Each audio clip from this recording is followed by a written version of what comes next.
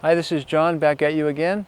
The subject of this video right now is, can I start building my home before the permit is issued? The answer is legally no. I don't recommend it. However, we have done it with the client signing off saying that if the building department for some weird, unknown, uncalculated reason comes back and says we want to change the foundation plan, then we're not liable for that. Generally, you're wise to wait. You can build your wastewater system as soon as that permit is issued, which is real quick, and that will help get you set up if you want to, have a temporary living quarters on your property while you're waiting for the permit. Then you've got either your cesspool or your septic leach system rather quickly, and you can do grading and bulldozing, no problem. You don't need a permit as long as you're clearing less than 1 acre. But in general, do not recommend starting to build the house before the permit is issued.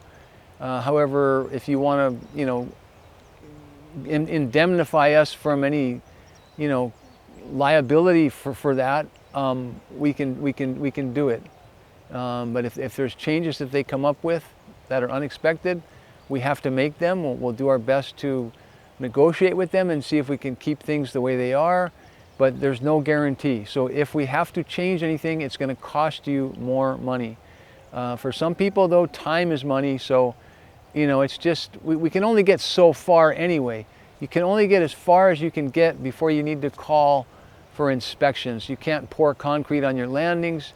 You have to have your walls open on the inside. So the furthest you could technically get before your first round of inspections would be due would be framing, which would get your siding and your windows installed, or excuse me, would get your doors, windows, and your siding and your roof installed, foundation, rough electrical and rough plumbing installed.